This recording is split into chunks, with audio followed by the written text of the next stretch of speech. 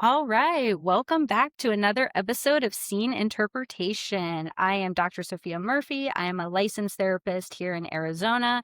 And if you've been listening to any of our previous episodes, you already know that I love movies, self identify as a cinephile, and am having the best time of my life getting to hang out with some amazing people and talk about movies. So today I have one of my favorite people on earth as my guest, a dear friend who I also am fortunate enough to get to work with and bother like 6 to 7 days a week, which is great. So today I'm hanging out with Josh. If you want to introduce yourself. Hello, everybody. I'm Josh Mariner. First, I would like to say I'm a father, husband, and son before I get into my occupation. Love it. But I am the director of player engagement for the Arizona Cardinals. But as we're on this podcast today, all opinions and things that I say are my own. Nicely uh, done. but at the same time, I am very excited for today. I think we and the world can get a lot from this as well. Yeah, let's get into it, though. I I love guess. it. This is great. So, kind of a reminder for everybody who's listening. This has been so fun because I've been challenging my friends to pick a movie that is considered a classic that you haven't seen or that people would be really surprised that you haven't seen. And I must have thrown over 20 movies at you, so we had a lot to choose from. And I may drag you back on here again because I just want to hear your thoughts on all the things that I love. Today we're going a little deeper than some of our silly episodes we've had so far. We're going to be dissecting the Shawshank Redemption. Mm. I will come out and say that I think this is a masterpiece. I distinctly remember watching this in school, which is interesting that we were allowed to watch this in school. And I believe it was probably because we had a substitute teacher and we needed a movie to fill the time. And even without commercials, it's a strong 2.5 hours. And so I remember sitting in the dark watching this movie with all my classmates. We were probably in high school and trying to choke back tears and then just not being able to stop myself from the straight on ugly sobs. And even after all this time and seeing it so many times, bawled my eyes out during the rewatch. Dog comes over, lays on my chest, snuggles up, lets me hug him, licks away my tears. But wow, I just think this is a gut punch of a movie in the best way possible. So I'm curious, kind of just your initial takeaways emotionally. What were you left feeling at the end? And there's no right answers. Yeah, honestly, I left inspired. Okay. I'll be real with you. That movie, we already said that it's deep, but it's gut wrenching. It's why did this happen to him, Yes. right? And then also you want to kind of like reason with him, like even though he was innocent, it's like if you did do it, we kind of could understand. Yeah. Like they call it a act of rage or what is it? Crime It's of a passion. crime of passion, Yeah. right? Yeah. But honestly, it's like he maintained who he was from start to finish, Absolutely. and I think that's why I said that's so inspiring, Yep. so inspiring, Absolutely. Mr. Andy Dufresne. I know. Oh, I love it. So, considering that it's seen as one of the greatest movies ever made, not just to me, but pretty cinematically renowned, I'm curious how that reputation maybe affected you going into it. How much did you feel like maybe you were grading it or expecting it to lead a certain way or land a certain way versus just presently experiencing it? I mean, to be real, it was when I first watched the trailer, I was like, "Oh, I definitely understand why I see this movie." But that's just me, my upbringing, right? Like, uh, and so it took me a while to say, even to text you and say, "All right, this is the movie that I'm watching." I honestly watched the trailer. I was like, "I'm not about to waste my time with this." Okay. And Say more about that. I'm curious. I think the trailer, it just to be real, as a true as a African American male, is not something that I was resonating with. Yeah. Like it's not where it's witty, gutty. It was deep, heartfelt. And for me, like the only show or movie that I've seen that was something similar with a cast that did not look like me was Mhm. like Prison Break. Sure. But Prison Break had characters in it that I had saw in other shows Sure. that made me want to watch the show. And then it had a lot more minorities in it. Like watching this trailer, it was one true minority in this Yes. that you could tell by skin tone. Maybe Yeah. somebody else was white passing, That's but fair. other than that, it was one Yeah. that you saw mainly in the movie. And so, uh, That's just not my upbringing, but at the same time, to be real, even though it's not my upbringing, it was a great movie. Yeah. And so I think once I actually went and asked around, Yeah. asked a few of the people that, that we work with that were outside of work, just about, going through movies list. And then it kept coming up like, oh my Yeah. gosh, you haven't seen Shawshank? Oh my God, you haven't seen Shawshank? And I'm like, I guess I need to see Shawshank. And even though I did not want to watch it, and it was one of those things where it's like, Josh, give something to try. Try Yeah. something new. Like get outside of what you've been exposed to, and your mind can uh be awakened in a good way. So I left deeply inspired after not wanting to watch it, Yep. and glad I did. Very glad I did. Very glad I did. Well, and I think you make such a valid point too, is that I think the biggest issue with some of these classic movies is there just were not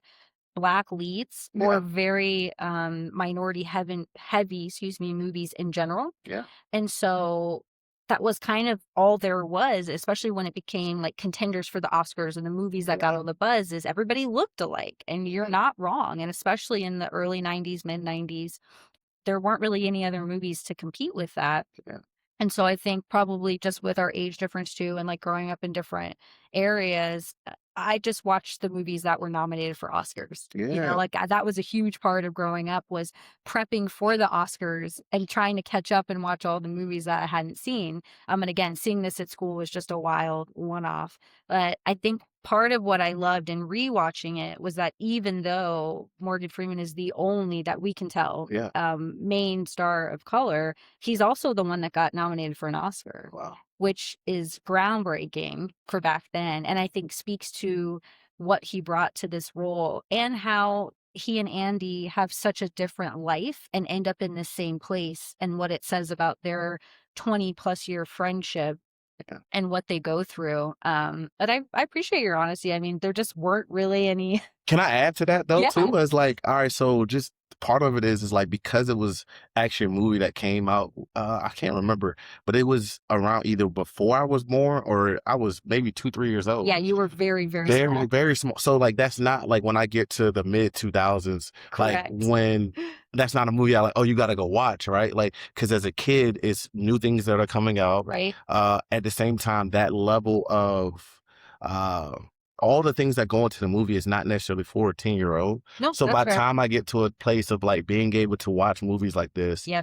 to be real, we could talk about where society was going. Blockbuster stopped being almost became a thing. Yeah, you missed out. I'm Missed not out, gonna like, lie. and it's not like it was I watched DirecTV, but it wasn't always on the HBOs, Correct. or the Cinemaxes where we now have those as streaming channels, right? Yes, 100%. And so I think that's part of why I didn't see it because it's not if we I'm looking back at my childhood and we may have had out of the 52 weeks in a year, we may have went to Blockbuster half of those. Yeah.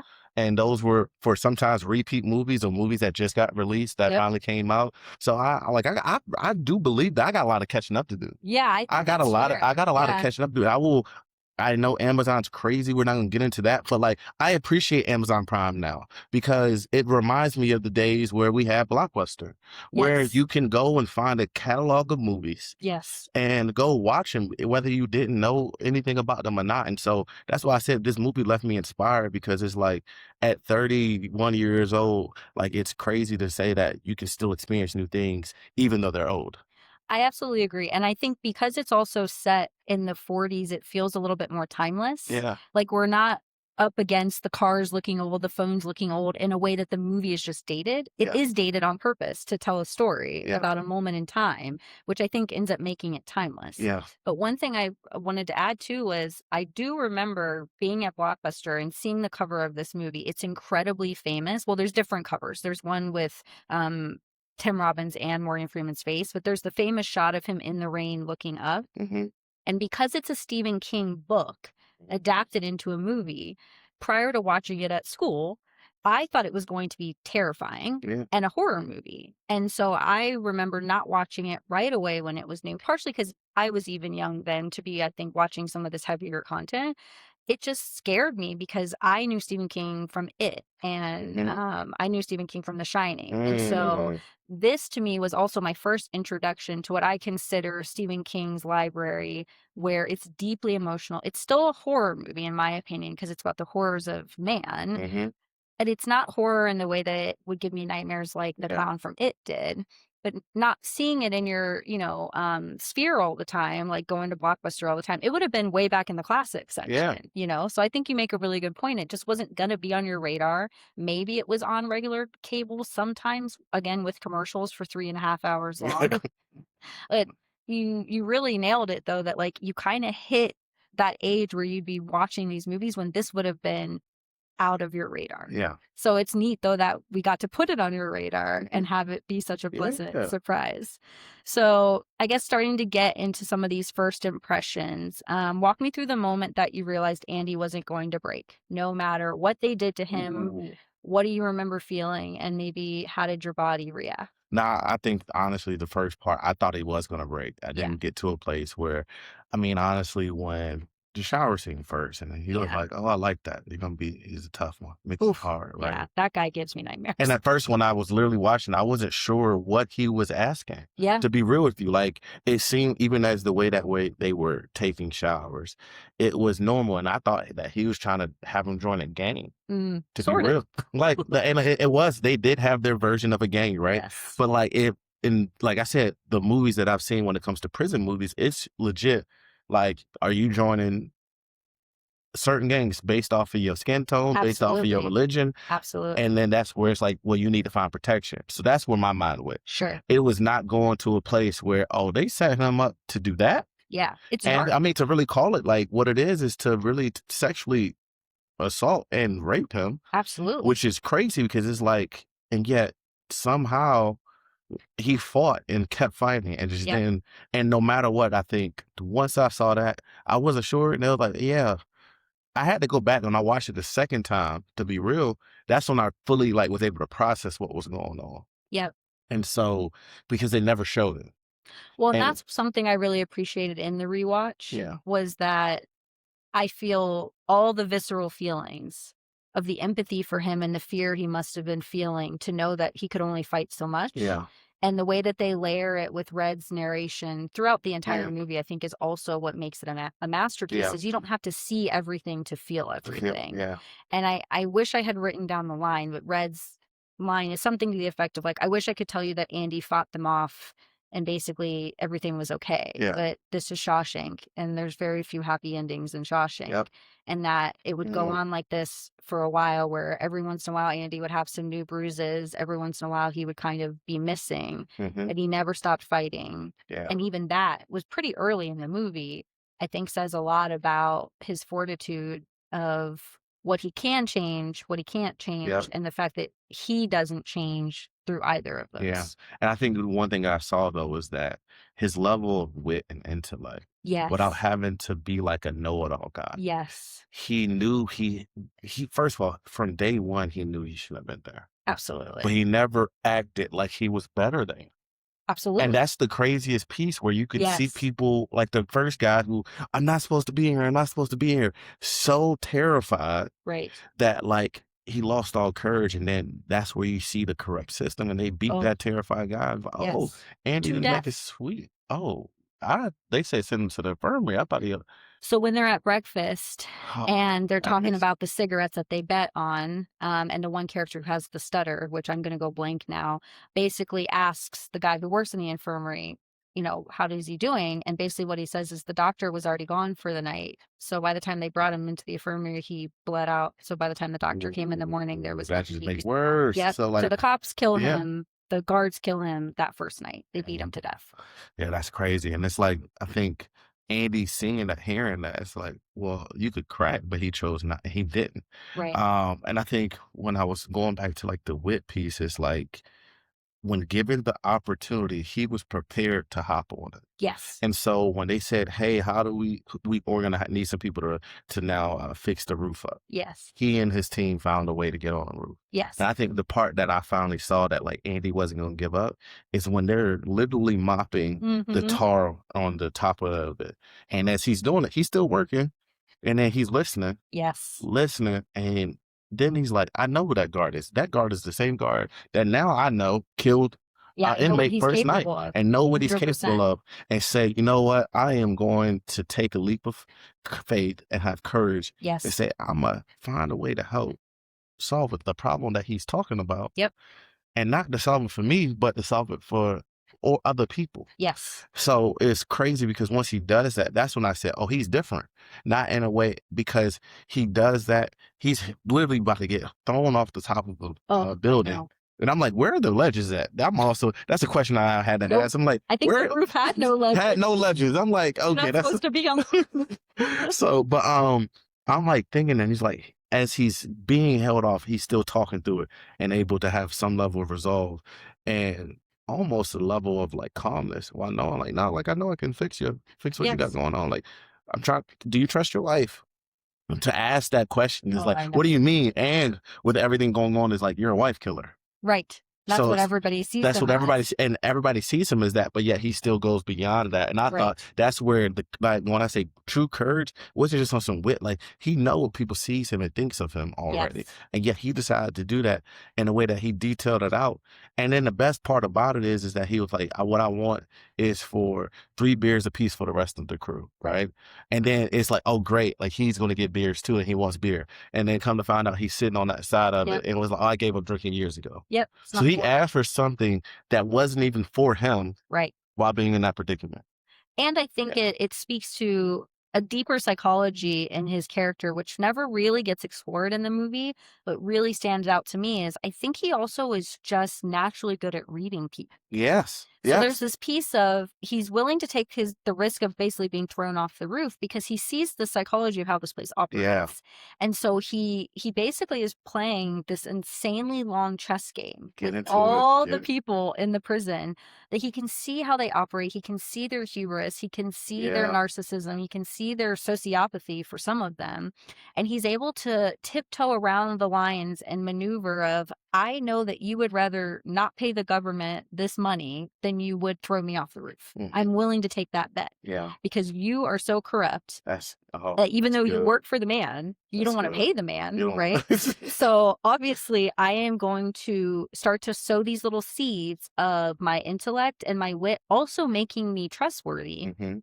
That I'm going to figure out how the system works and I'm going to help everyone as much as I can in the process. Yeah. And there's another line in there too where Red says, you know, maybe he did it to show how smart he was or to get favor with the guards. That maybe he also just did it to feel normal. Yeah. For 5 minutes, Yes. right? Like it gives you this insight into who he probably was outside of the prison of like, he was good at reading people. Yeah. And I wonder what he got from knowing he was right. Like he could see the moves before they happened and he had checkmate already. And I just love that about what he brings to the story. Yeah. This is why I'll say the checkmate, I think, is a plot hole.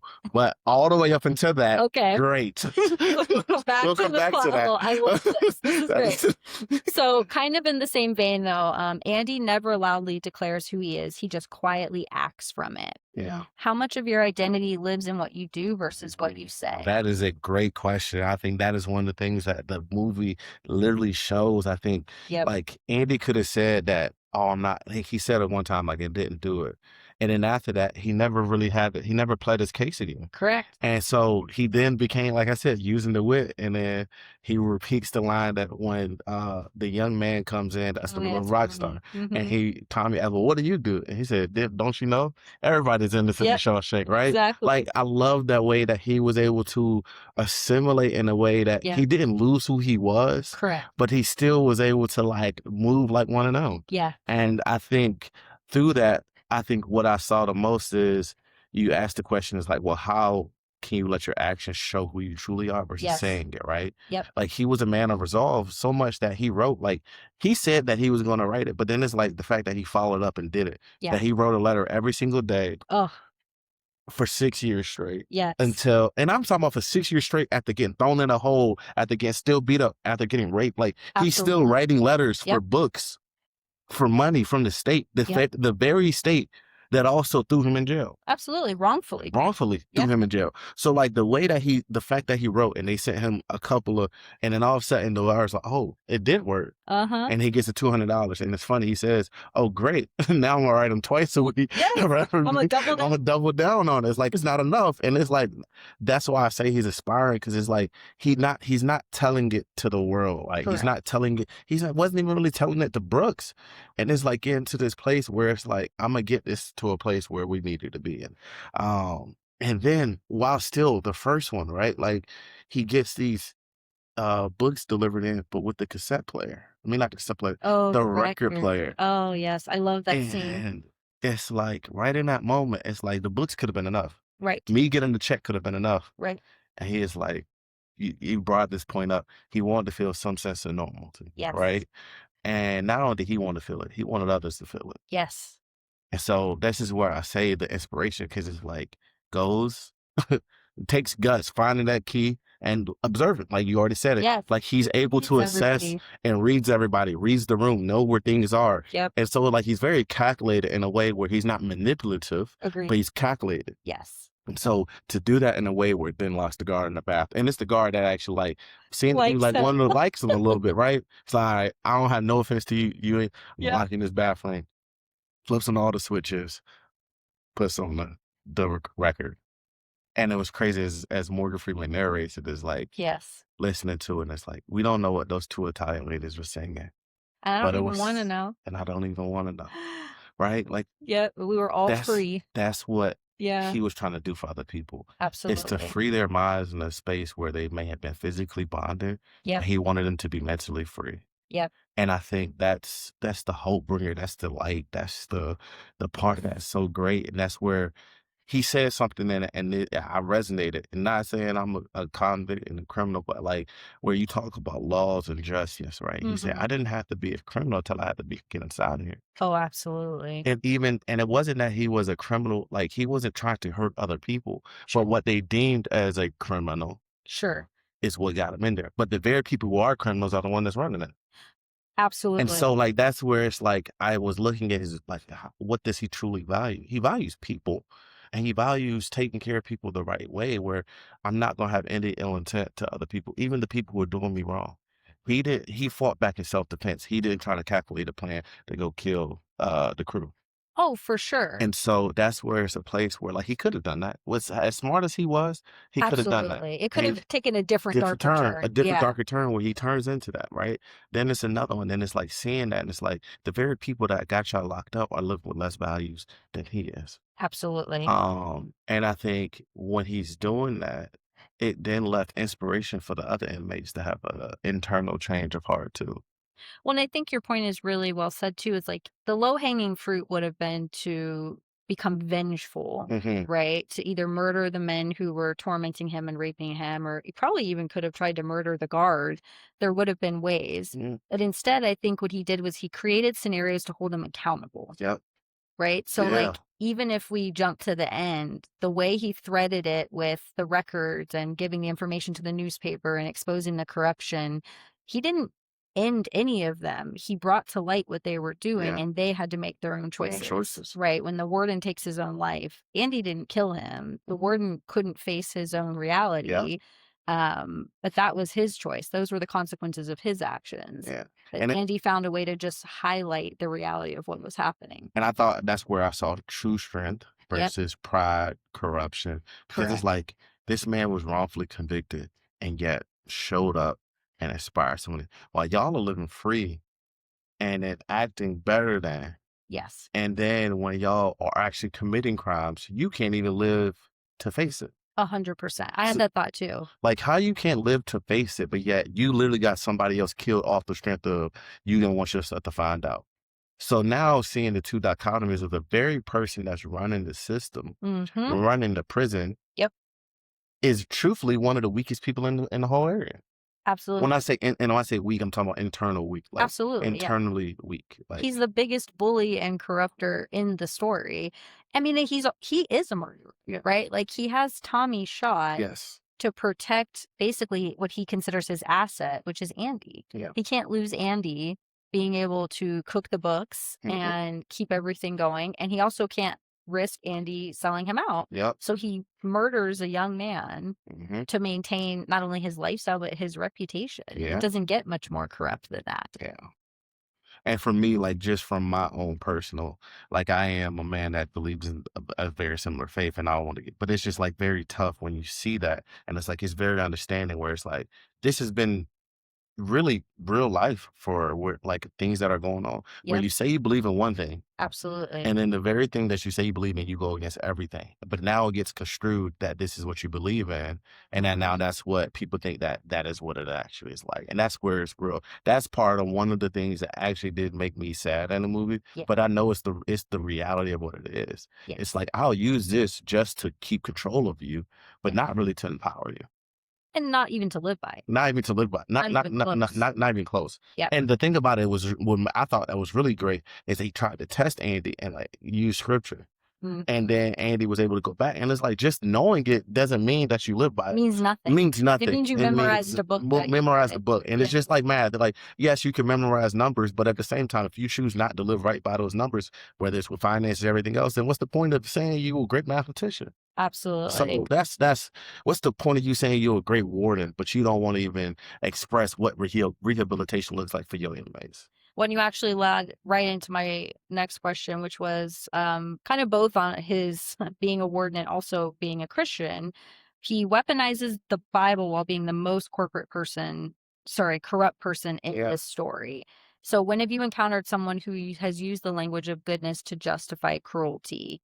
And I think you could take that in many, That's many different and that's directions. where I'm saying like It's given so our current time. this was a little bit talking before we got on, right? But Yeah, is this where it's like where it's tough because growing up as a African American male who is a man of what we call the Christian religion. Sometimes it's right, very hard for me to say Christian, but I believe in Jesus Christ. I believe in what he stood for, and that's really what it is. But I do know the connotation of what Christian is in our society, right. and so seeing that, it's like this is what it's been like, and for me, this is what it's been like as African American male in America at times, where it's like Absolutely. you see it all the time, where people will use it, and you see it with black pastors, you see it with, and you see it in all shades and colors. Yep, But I just will say from a historical standpoint with slavery, right? That's one of the things that was used to try to justify slavery absolutely. in America.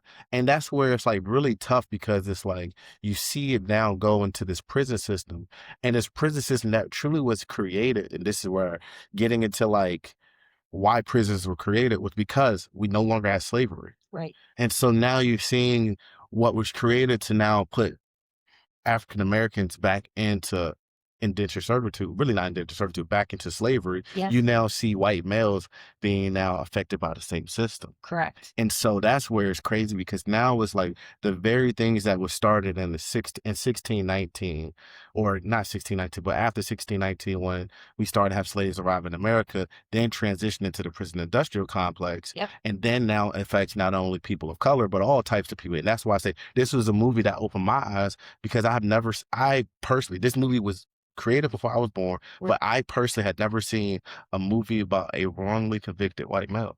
mm, I have always seen movies about wrongly convicted black people. that's a I've really good seen point. documentaries about Yes. wrongly convicted black people Yes, where that sometimes is groups of them. sometimes groups of them, right? Yes. So that's where this movie was the one that showed me like, dang, even with that, and I say it goes back to even with the use of the Bible, use of Christianity, all people have been affected. And that's something that's been shown in the Bible, is where it's like people use the words of God, but then actually not live by the words of God. Correct. That's just for them to maintain power. You see that time and time again Yep. in the Bible. You see it Yep. with Saul, you see it with King Saul before David. You see it with all these people who then decide to say, "Oh, I'm been anointed by God," but then don't even live by the way that He's asked them to, because there's no obedience. It's just regurgitation of Mhm.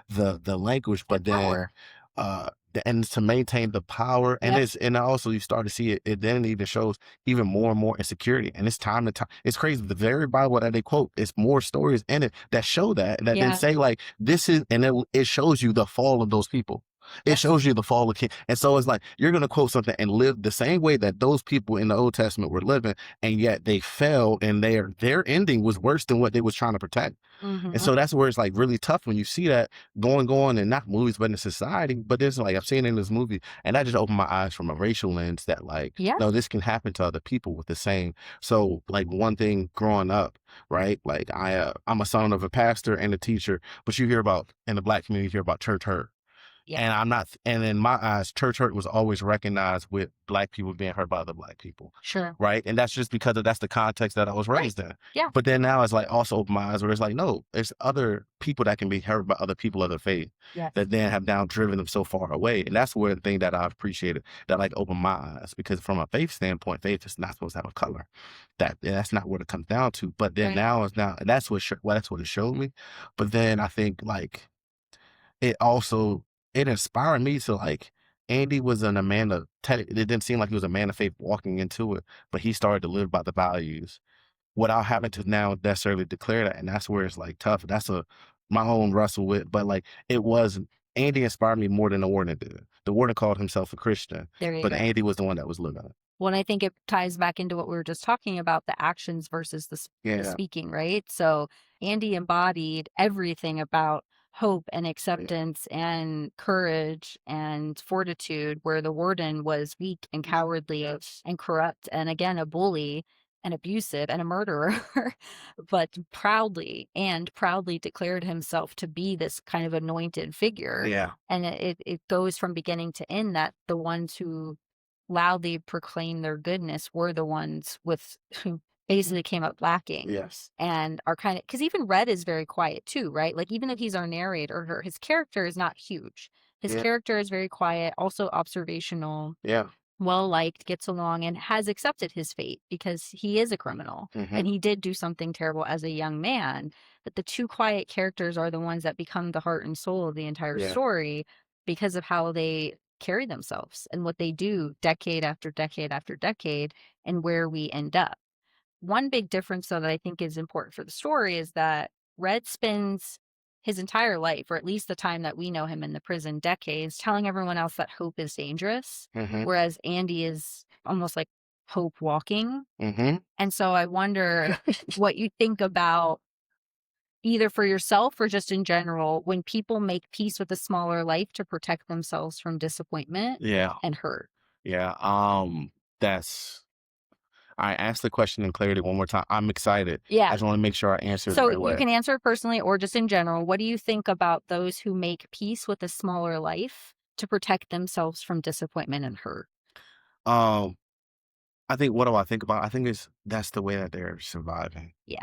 and I think that's okay. It's Yeah. nothing wrong. It's it's struggling, surviving, Yeah. getting finally getting by, and thriving. And Yes. that's not necessarily a place in prison where you can really thrive. That's not the environment. That's not. And at some point in time, to just be able to have the will to go on, it is to now be able to say, "This is the best I got." Right.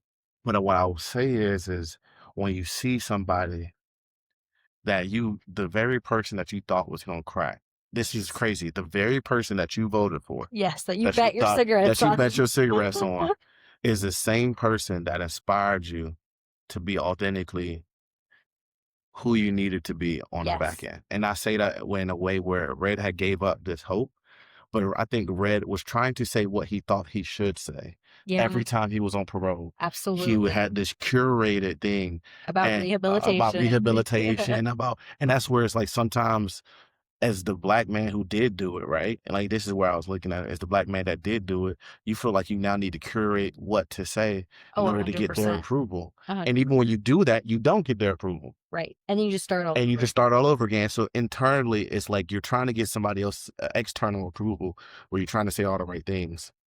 And it's not whether it's right or wrong, but it's about authentically, is it real for you? Right. Can you feel it? And so we got to a place where Andy inspired him to be authentically real, where it was like what he did as a young man, he talked through, Yep. but what he was able to actually go through. And that's where it's like the very hope that he said he didn't have is what led Andy led him to then speaking with that somewhat hope Yes. that he now, even if he were to still stay in prison, he was able to reflect and see that his life would still change. Yes. But now being able to get to that place again, that little glimmer, right? That Mhm. little glimmer gave him an opportunity to walk authentically in where he has now become Yeah, and not what he was and not what he absolutely. wants and not what they wanted you to be, Yep. but what he is now. And that actually got us freedom.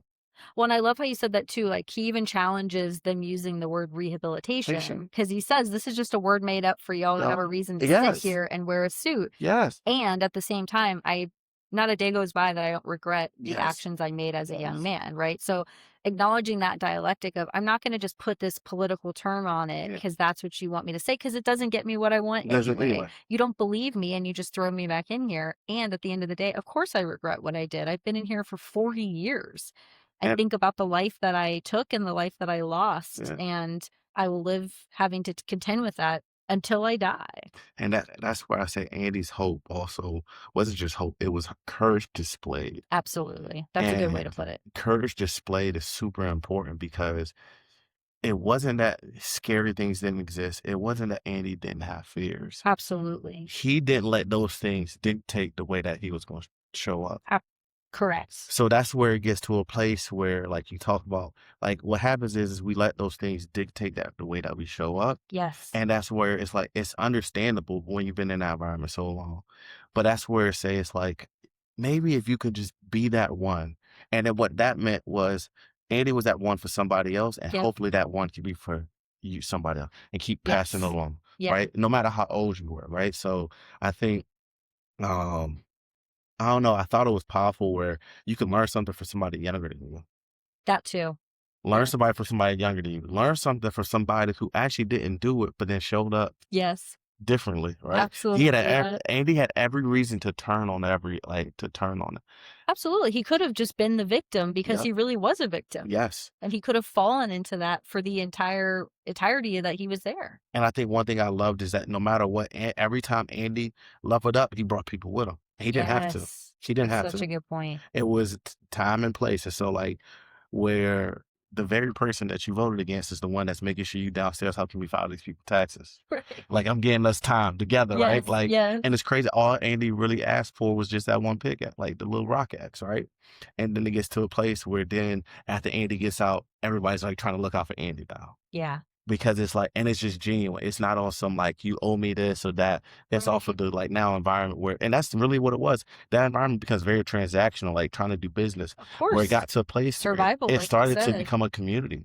Yes. Andy's hope changed it from a prison of like we just here because we in proximity to now we're choosing to be in community in the way that we're doing it. Absolutely, and when he escapes and they're having breakfast or some meal and Morgan Freeman is saying the exact same thing of how we would talk about him often. Hmm. We would share those stories and we would just really remember and honor, like, what he brought to us Yeah. for 19 years Yep. and what we went through together. I mean, you're right, like, you can't deny the mark that he left on that group of Yeah. men, even if Red hadn't been able to get out a year Yeah. later. Yeah. I think that's where it was amazing where those two men, two unlikely people to actually be close. Be Correct. real. Yep. Two unlikely people. And that's where it's like, just give somebody a chance. Like Yep. there's certain innate values and certain innate things that you don't gotta trust them overnight, but over a period of time. And this is where I'm at in life, where you can have new friends even at this age that could go for the next 30 years. Oh, 1,000%. For And them, it was again, 19, and then, but like, where like we think about relationships, but it's like, no, like on the other side of this, no matter the circumstance, you can now find new friends, like legitimate friends that can go with you into 20 plus years of life, no matter the absolutely. environment. And like, you can find a friend in jail that really did right. Like, that's where I saw in this. Um, yeah, no, I think, just like I said, just the way that Morgan was able to leave, like, I thought that hit me hard. Yes. That hit me hard. Well, and I think it's always really emotional too when you see Red on the outside Yeah. and him walking that same exact path, but basically that Brooks takes, Yep. and how they almost imply, right, that he's gonna end it, Mhm. right? Because he doesn't know how to exist outside of the prison. And we know that Brooks took his own life because he didn't think there was any place in the world for him after he was released. And so I think even in that moment, Red almost doesn't even make it to I can't say it. So Montenegro, Yeah. Mexico, to meet Andy, because even then, the idea of hoping terrifies him more than resignation, right? And he's really contemplating, does he break his parole and go back to prison? It's implied he's contemplating about taking his own life just like Brooks did, or really going for it Yeah. and rolling the dice and seeing where it gets him. And so I wonder, like, what do you think it means to finally let hope take over and stop stopping yourself? Um, that's I think it's tough, but it showed that no matter the age and no matter what you've been through, you can. Yeah, And so I think it's a choice. It is a absolutely. full-blown choice. And sometimes we felt like we're left with no options, Yeah. right? And let's be real, like, even though it ended up and he meets Andy in Mexico, before he got to Mexico, it was still things that he had to do Yes. to get there. And it's like, I appreciate Andy so much where even though Andy was out of jail, he still gave him one more piece of hope on the outside. Yes. So it's like, and I think Andy, that's why I say he gained a real friend. Like Absolutely. Andy did not have to do after he got out. Andy could have been done. Like I'm see y'all, Get my not seeing y'all ever again, right? $50,000 I'm good, but like, no, what did he do? He told my man straight up on the outside Yep. of the walls, I need you to go to what a bay, not was it a barnyard? No, it was something, A cornfield. a cornfield, Yes. and it's gonna be this type of rock, a volcanic rock, Yep. Under a tree under a tree, next to a this rock next to a wall. rock. First of all, his photo memory is crazy. Yeah. Like, that's crazy because that wasn't even there yet. What he was doing is, I'm telling you, he didn't tell him what he was doing. Right.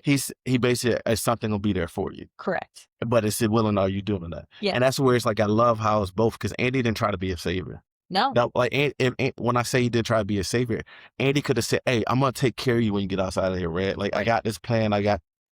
So I see this where it's like where I think it was written beautifully, like where he could have came in with this savior complex, but he left Mm. room to actually say, you know what, I'm gonna give you just a olive branch on the Yep. outside, Yeah. but it's still you got to do something to get to it, Yeah. and that's where it's like great because you get he got like Red got to own his process, Absolutely. like Like you Red said, his own decision his own making. decision making, like Yes. at that Red got to own his freedom. Yes. Getting to a place where he say, do I live this life just because I'm on parole? And I'm not telling nobody who's on parole ever Yeah. watch this. We are No, not endorsing not breaking endorsing your breaking parole. parole. But I think even I work as people, like I work with people I know where they feel like the very job that they have Yes. Is their only option. is their only option. Yeah. And that's what I took from it. Not necessarily the very thing that you have in front of you feel like is your only option, but you Yes. lost hope. And so you lost hope. If somebody gave you an olive branch, you only want to go and do your part to get to the olive branch. Yeah. So I think that's where like seeing that play out where Red goes and he looks and it broke me up to be real with you. Like when Red Mhm. was at the grocery store, same grocery store, Uh, bagging bags, Asking permission to go to the asking bathroom. permission to go to the bathroom as a grown. Hey, you don't have to ask. It's like, well, you don't know what he just been through. Like He does have to he ask. feels like he has to ask, Yeah. right? He does not know. Psychologically, he doesn't feel any autonomy. And what I will say is it goes par for what he said in order for him to get free. This was not rehabilitation. Right. It still shows that Institutionalized. it's like you literally he just talked about it, but he got his freedom, but he said it right in it. Like this wasn't Mhm. rehabilitation. No. Like just because I've been here, just because I feel remorse, does not mean that y'all have done y'all part Oh, absolutely not. to say this is rehabilitation. You didn't help me get acquainted into society, right? So Nope. to see that, then to go into the room, and I already had a good feeling though, no matter what. Like I could kind of see where the story is going. Where he had the knife, he gets back to the room, the halfway house, and it says Brooks was here, right? And it's like he not about to do it Yeah. because the difference between him and Brooks is that Brooks didn't have the hope that Andy Correct. Morgan did or Yes. Red did, Yep. and so because he had hope. It's saying like it's just that glimmer that I need. It's just that I can Yeah. reflect on the very things that that man had been through Yeah. He was willing to take the risk. to take the risk. He's like, I know what I have here, but I don't know what it's going to look like Yeah. over here. And at this point in my life, with everything I've been through, the willingness to find out what this could be is worth more than to just stay here Yeah. and lose my mind or lose myself or take my life. Yeah. Because again, he's already lost 4 years. Is Yeah. it really that much of a risk to try to go to Mexico and meet Andy and Yeah. see what happens? I mean, it's also beautifully portrayed in a way that I think, again, like what we're left with is that fortitude of character Yeah. and hope. And I might not know exactly how anything's going to play out, but I have some sense of belief that I can figure it out. Yeah. And I think that that is just what makes it also, again, timeless, Yeah. even though it's very time stamped to take place in the 40s through the 60s. Yeah. Um, beautiful. Yeah. Okay. Where do I want to Did I go? actually answer that question? I felt Yeah. okay. Yeah, absolutely. I feel like But a when I lot get of your talking. answers have led beautifully into questions I already had, which I think was great. Um, so kind of with that, Andy really survived Shawshank by maintaining an interior world that the prison can never touch. Yeah. So, how do you think you protect your own inner world, or how would you encourage people to protect their own inner world from the systems and environments that try to grind you down? Ooh. I know what you just said. I need you to say that again because that's powerful. How do you So, protect your own inner world from the systems and environment that would try to grind you down? yeah. This is amazing. I think this is where like Andy knew who he was Yes, and never lost sight of that. agreed. And he had every right to, but he did these subtle things that reminded of him of who he was and what he stood for because he stood for something. Absolutely. Like, and he really did. And when I think it's, you hear this time and time again, old quote, it's like, when you don't, if you don't stand for anything, you'll fall for everything. Everything. Yes. Right. And Andy was a man of integrity, even though he was on inside of Shawshank, Yes. knew he did not commit it, knew he didn't kill his wife. While other people, like I said, we talked about it could have been a crime of passion. He didn't do it, Right? but yet he maintained that level of integrity throughout the time. And it's not easy. And I thought, like, from a practical standpoint, what Andy did, I think was smart. Andy went and first he learned how to adapt. Yes. He had to And learn how everything how operated. he learned it, however, he didn't assimilate. No. So like where like he is like he took on some things, but he adapted. The reason why I say he did assimilate because he didn't take on the way that people thought. Correct. He didn't lose his Lose his identity. Again, identity. his internal world Where he just stayed learned how to intact. adapt. So maybe the way that I need to speak, maybe the way that I need to learn how to navigate, maybe the way that I need to learn how to conduct business inside of this institution. I know how to do business on the outside. Let me learn Right. how to do business on the inside, Yes. right? So that's why I say he adapted and didn't assimilate. And then he found something that was still, it's crazy. He still had a hobby. Yes. He still had a hobby. And so like it's like the little things like taking the rocks and fine tuning them into chess pieces, Mhm. right? Where even though he's in this system, he kept giving himself his own self glimmers of hope. And Absolutely. so I think that's where sometimes it's like we stop finding ways to give ourselves hope. And I think Yeah. that's something where like it's tough because he's literally in prison. Like, and they don't really get it's crazy. At the very end of the movie, he's crawling through the sewer pipe, and I'm like, Oh, "Yo, that's crazy," I right? know. Like, and then he gets to the end, and what does he do as he's getting through the water and it's raining though? Yep. He's like, "I just get to experience rain, Yeah, that's what I was thinking too, to be outside to like be that. outside." Like, think about it, they don't get to experience rain. Yeah. 23 and 1, we're not outside when it's raining. Right. That's something I didn't even. So it's like all those things that we can take for granted. Yeah. It's like this is a movie about people legitimately in prison. At literally, like, the worst prison in the In the country too. Like, country. it's very clear that this place is meant to be Yes. the worst of the worst. And so I think it's tough. Like, so I am speaking for to free individuals, people who have like people who are able-bodied people, right? I can't speak for everybody, but like say we take things for granted from the majority of our society, we Absolutely. do. And then I think to a place where we're talking about the fact that you got to experience rain and find the sense of happiness and gratitude. Yes, he's free now. But like he also didn't let the fear of I'm about to get caught stop him from experiencing No, that moment. And that's what it is. It's not about saying that you stop. It's not about saying that you don't got to keep going. But can you stop to and pause to experience what the earth has to give? Like absolutely. we hear now, touch grass. I know. You hear the touch, but like be real, like we have opportunities to touch grass, to find simplicity where like he found something that even within an hour of a day being in a couple out like where he would take things and work on it. Yep. And it had no benefit besides that he worked on something. Well, and I think that there's this beauty of, again, like, you and we talk a lot about like the value of the compass, and you have to know what you stand for and you have to know what your true north is. And I think that this movie really embodies that Yeah. long before, we knew each other, before we were using that kind of language. That Andy never lost sight of what his true north was, Yeah. No. right? With everything that he was going through and everything he had lost and every way that he had been abused, he never lost sight of A, I'm gonna get out of here, but really just B, I know who I am and I know what my truth is. Yeah. And whether it is, yeah, whittling the rocks or winning the beers for the guys or just having human conversations with them, like just being a person, helping Tommy get his GED, Yeah. right? Like just taking that time and taking him under his wing and believing in him. He never loses what makes Andy Andy. And I think what's interesting too is like the movie very intentionally leads you to think Andy is going to end his life Hmm. before the Great Escape because he's been beaten down so much and he was in the hole for 2 months, which they all talk about as the longest anyone's been in solitary. Tommy's been murdered. He's Hmm. seen the warden, utmost corruption at its worst. And we think that he's given up when really it's only made him 10 toes down. Tiptoes down.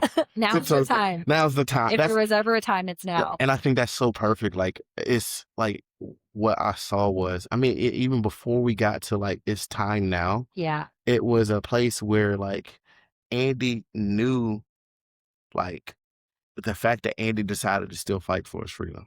And before he got to that, like he Right. tried to fight the right way. Correct. Like when Tommy came and told him, hey, no, like this other guy, Right. We have the proof. I could at we least have go the back to proof. court. So it's crazy. You go through walking around and he didn't even plead his case to everybody. Right. To now it's like you got somebody that you will stand the test of time that you didn't even change during the time period. Correct. And now you have somebody else that can come and say, like, oh no, like you didn't do it. Like, Right. why are you here?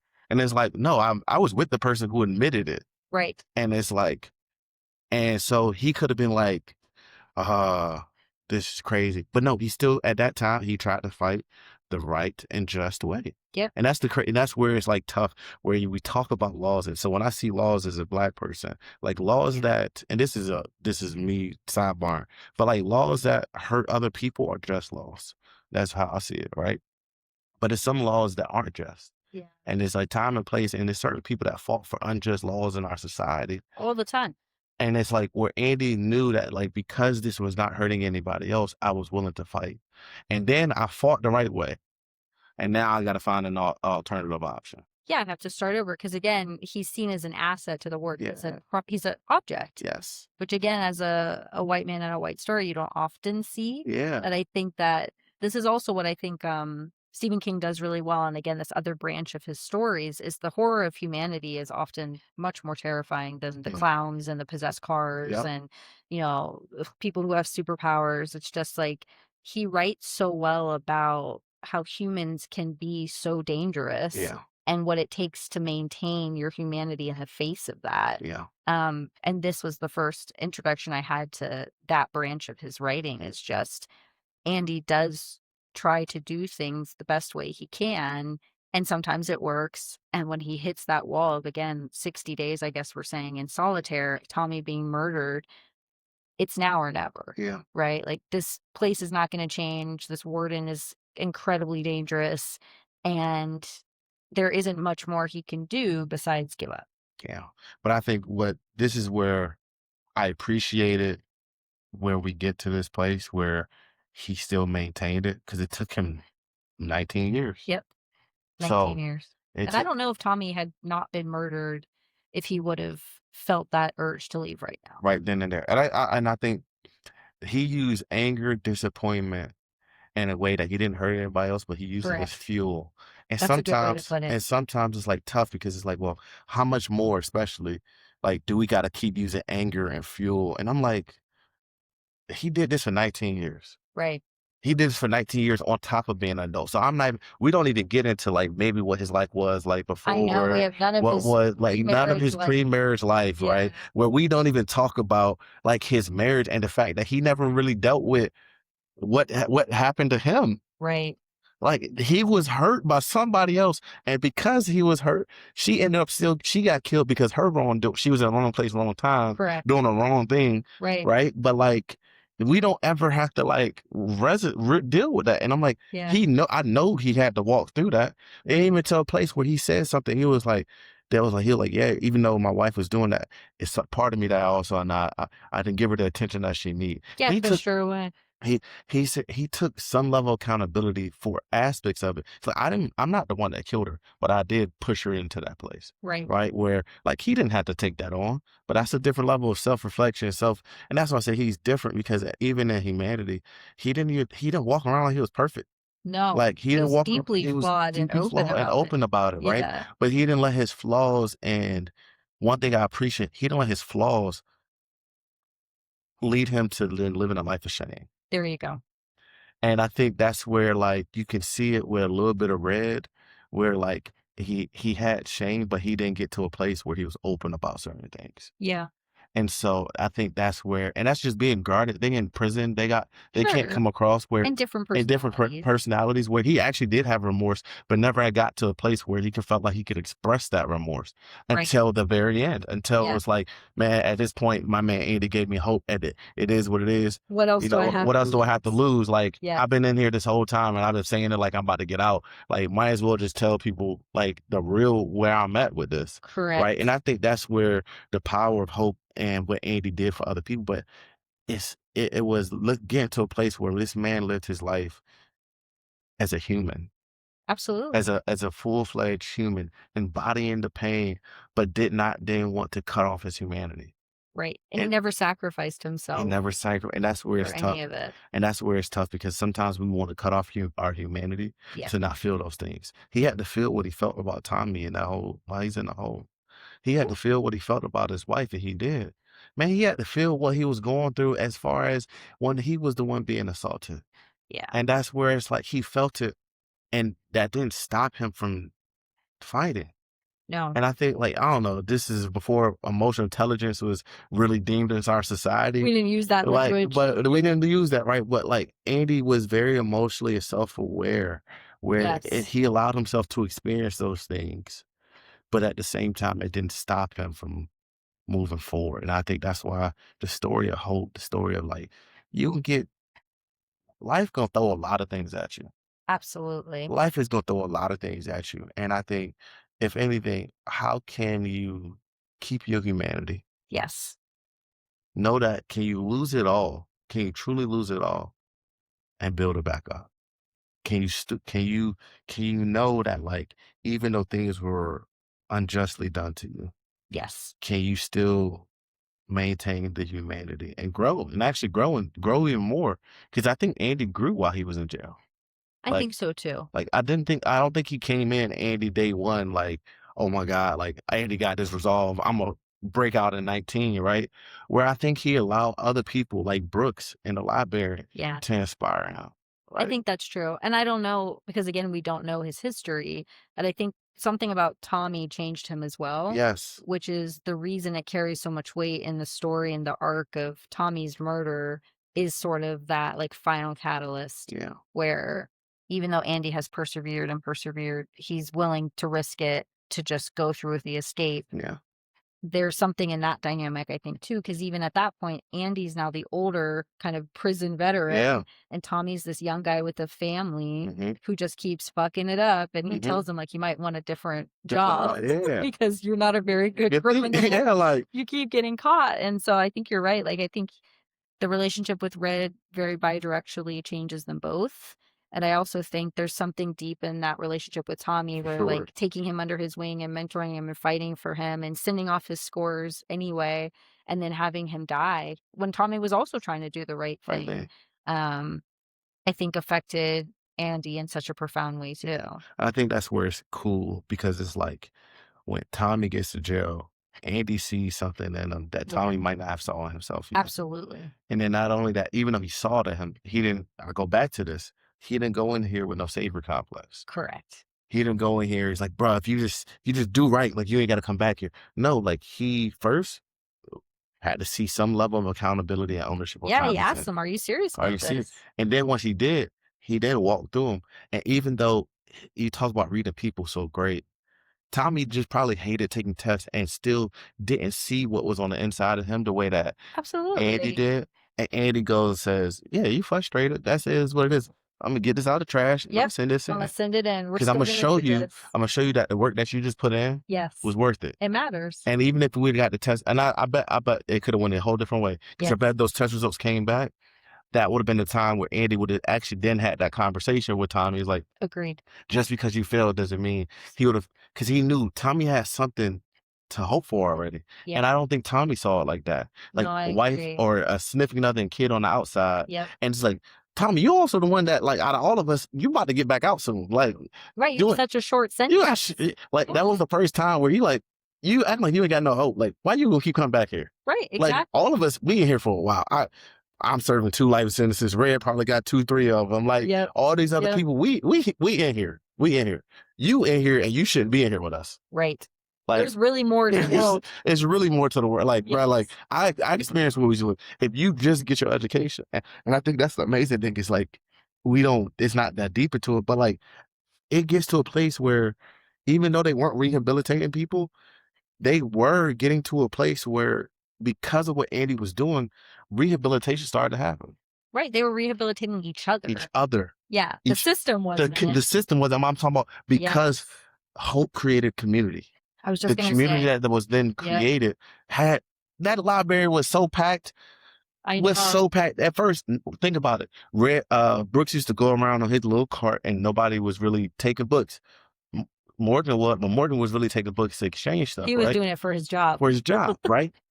Wow. It gets to a place where because of what Andy did and right and was willing to be a trailblazer, people started reading books like it was like indulging in it, indulging in the Absolutely. arts, and that's where it's like you talk about like, well, how are these people, these inmates, able to indulge in the very things that we have on the outside and we choose not to?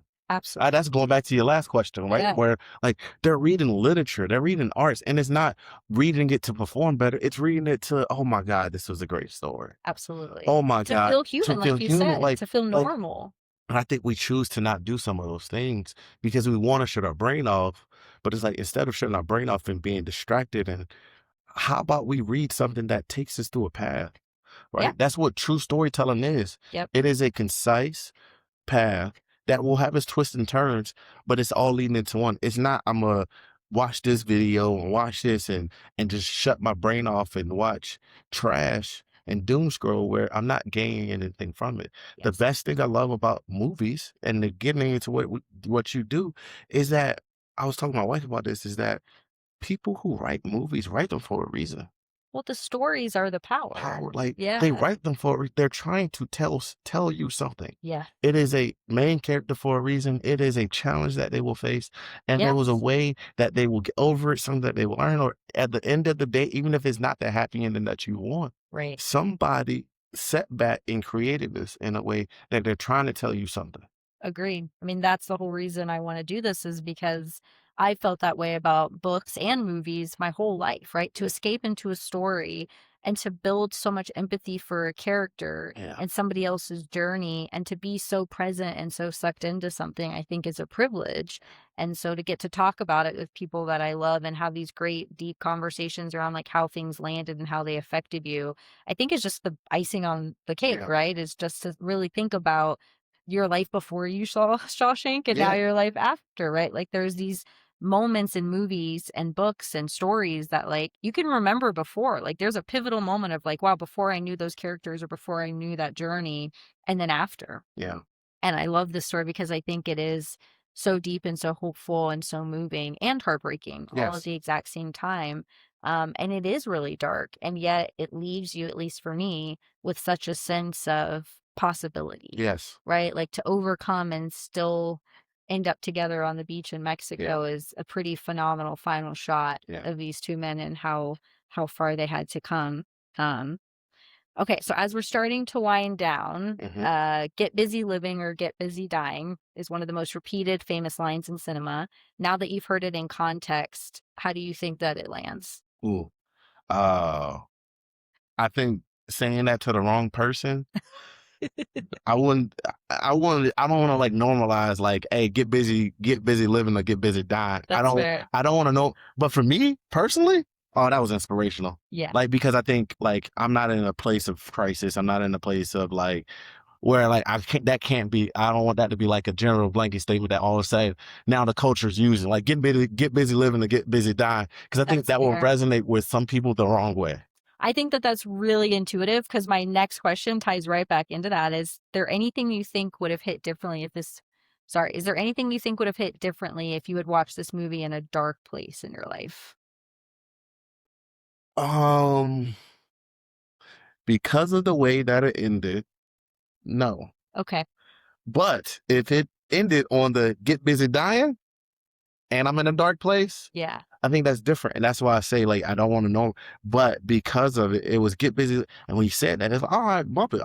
I had a plan. Yeah. All right, I'm gonna go ahead and now take care of that plan, right? Right. Where he's driving in the drop top to the border. And it's like, yeah, Andy, you did that. And that's why I say, but I challenge that to be real from sitting back and after watching it twice. The reason I challenge that is like, all right, to be real from a plot hole standpoint, Okay. Let's get into it. at any moment, Andy cell could have been moved. I have seen other prison movies where you ain't in that same cell for 19 years. And that's all I'm saying. So my man dug a hole for 19 years and had the pleasure of keeping the same cell. That's all. Okay. That's all. And it's not as, and then and then my thing is, I guess now seeing other like, and this is just where I'm at. We're so far ahead in like storytelling in this generation, Sure. where you see the methodical precision that goes into actually breaking out of prisons. Sure. Like, ain't nothing show me that Andy was ready to break through no metal and crawl through no sewage pipe. I get it. I knew it when he asked for the rock thing. Okay, he gonna be doing something with that, right? Sure. I'm cool. I'm cool with him actually digging the tunnel and getting through the tunnel. I ain't knocking that. What I don't get is, all right, you get to the tunnel and you ain't never explored none of these tunnels and you think Sure. that is a pathway out. My thing is that's why I say it was a plot hole. Because at some point, that sewage system could have led you to nowhere. How did he know it was going to take How did he know he was to going to take him there? the water We area? didn't see any of that in the movie. We knew it did foreshadow that he was going to use that pickaxe to dig through some rock. Sure. We ain't talk about no metal. We ain't talk about like he showed none of the rest of that stuff. That's Yeah. all. That's all. That's That's fair. all. And then at the same time, how do we know that sewage pipe gets you to the outside of the prison? Fair. I think the way that I always have made sense of it, and this does not make it me correct because I did not write this story, Yeah. obviously. But I think because he had been there for so long and he had established so much access in that prison, I think it was probably a pretty old, long-standing prison in terms of like the layout and the Yeah. geography, that he was so smart that again it was partial risk, but more calculation. Like the way this thing was built and the way this sort of area is designed is this tunnel only goes one way, back the way under the prison or away from the prison. And my guess would just be he rolled the dice with enough information that the odds were in his favor that this was going to have to evacuate all the shit from the prison to some sort of, what do you call that, repository area, and then I can run from there. You know what? Because I'm it's glad- also a long time ago. It is. And I'm glad you said that because I think I'm looking forward from a certainty standpoint, right? Like, it's no way certain that.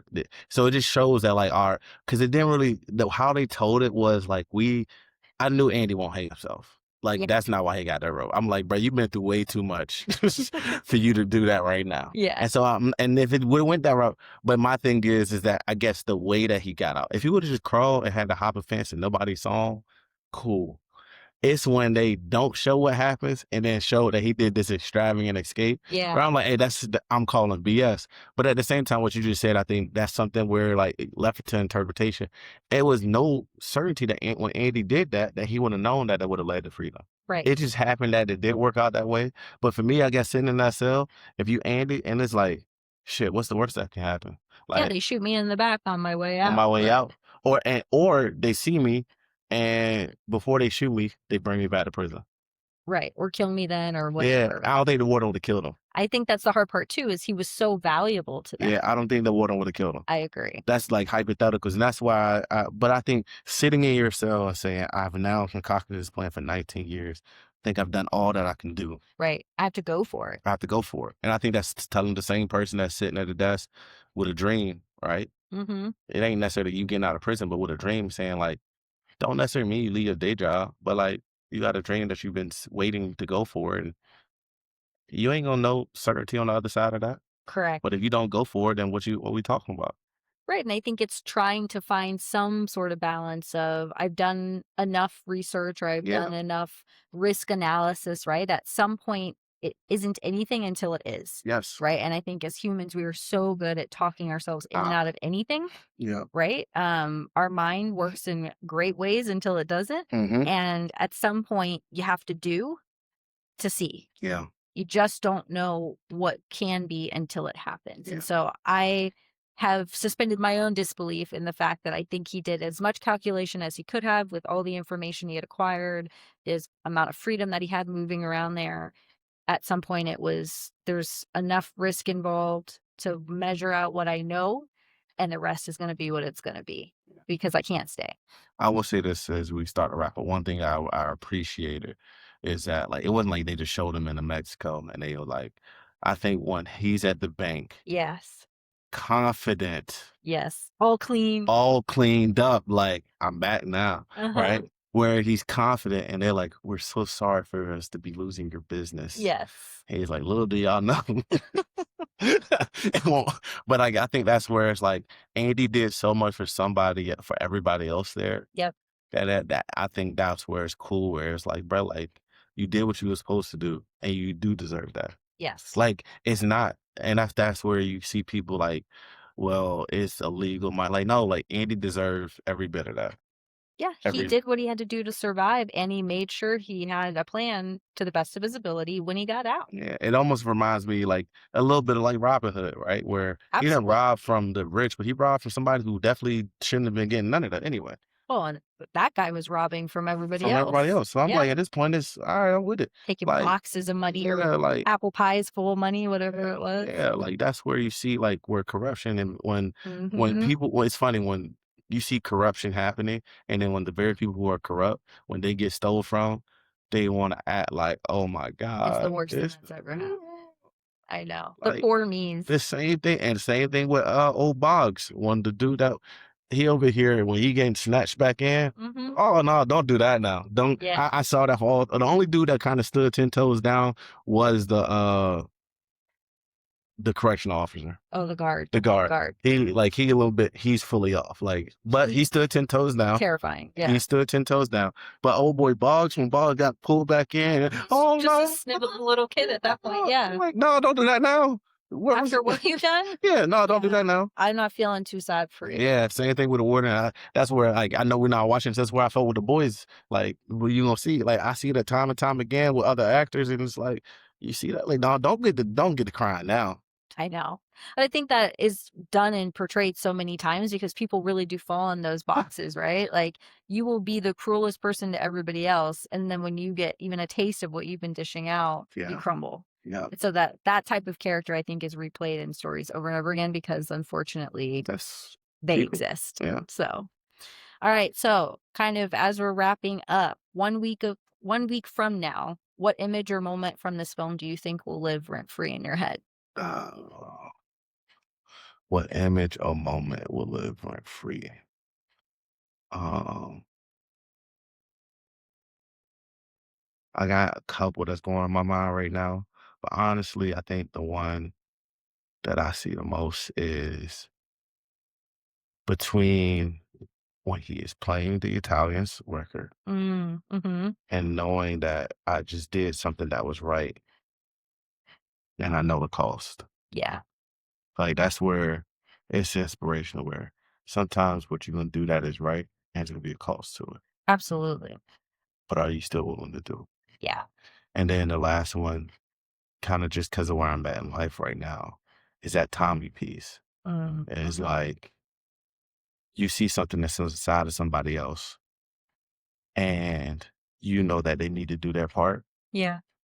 And even if they, act out and seem to like it could disappoint you, you still gonna do what's right to make sure they're good. Yes. And I think those two things where he didn't tell Tommy, he didn't try to console him. Tommy had to work through some of that. Absolutely. And he even like instead of giving him answers, he asked him questions. Yes. I love all of their Yeah, relationship. like he asked them questions to make them thoroughly think. Yes. And I think from that place where it's like being a great question asker with somebody who does live a life of inspiring hope, you get to a Mhm. place where it's like just because you can say it doesn't necessarily mean that it will make them live it. Oh, So for sure.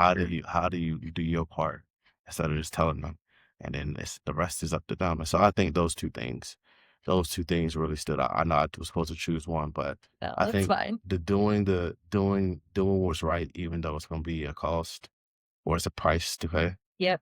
And then knowing that somebody can be mad at you, but even though they're mad at you, they're really not mad at you, they're mad at themselves. And so you still Yes. got to do what's necessary for them to grow. Yes. Those two for sure. I love that.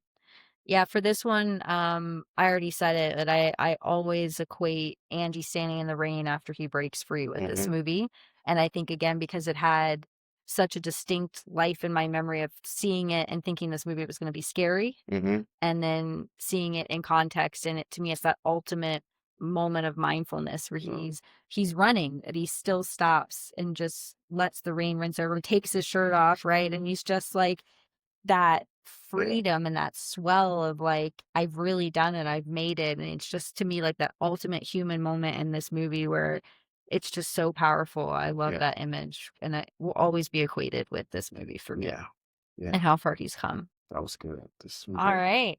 Well, any final thoughts now that you have seen one of the classics of all time? No, so I think final thoughts, I will say this movie inspired me to go back and to watch. Like, yeah, typically what I watch right now are things that are new coming out, right? Like Sure. looking for the net. But it's like, what haven't I watched? That's really what inspired me to do is to go watch a movie that I have not seen before doesn't even have to be critically acclaimed. I think finding actors and that I know looking at the right I storylines love that. and being able to experience that. I used to do that as a kid all the time with books. And Yeah. it's like I haven't done it with movies. And I think that's the big thing right now. I'm in I this love big it. nostalgia kick, but then I'm in a nostalgia kick where it's like, dang, you didn't see this. So Hmm. it's like trying to catch up a little, not necessarily catch up, but experience that. So like I don't need to see something brand new to experience newness. I 100% agree. So what I'm hearing is you'll probably be back Yeah. because we'll come up with some Yep. other Come bangers on. that would be Yeah. good for you to see. Yes, for All sure. right. I So love this. I'm ending every episode, and I'm sure you have a bunch as well. What's a movie that you love, love, love that maybe I haven't seen? I'm That building you haven't up a oh, homework this is list, hard. and then This we're is gonna flip the script and start doing these episodes because we talk later. about movies a I lot. know we do. Oh my God. And you have seen a lot. Like, True. um, And I've missed a lot though. Like I've I had a couple know. recommendations that I have to do my homework because I'm I've trying to think. missed. So like what are some movies that was replayed? Have you seen Harlem Nights? No. Wow. One and done. There you go. That's it? Now that is so talking about something that's old, right? That's classic. That's a classic. That's Richard Pryor, Oh, okay. young Eddie Murphy, Ah, love it. Red Fox, Okay. funny, all is get out, uh, good cast, Arsenio Hall, it's like set in like the 1900s too. Okay. So early, like, yeah, nah, Okay. Perfect. it's funny, it's witty, it's crime. It's like it's a crime, not a crime, but it's like got some stuff to it. But like, oh, Okay, this is great. that's I'm taking my homework seriously. So this will be my homework from you. it will go on my list. And then at some point, once I've done handfuls of these episodes with everybody, we're going to switch Okay. and y'all are going to have to interview me and I will do my homework. Yep. And I'm very I excited. love it. That's a good movie. That's a class. Okay, Yeah, that's a class. perfect. It's going on the list. Yep. All right. Well, we have done it. Another episode for the books. Hopefully, you've enjoyed it. Our deep dive, much more emotional than our previous ones. And I'm just so happy to get to share a masterpiece with you. Hope everyone's enjoying listening. If you're following, please leave some comments. You can find us on Instagram, Apple Podcasts, Spotify Podcasts, and YouTube. And can't wait to keep having these conversations and bring people onto the cinema train. Until next time, bye. Bye. Wow, that was good.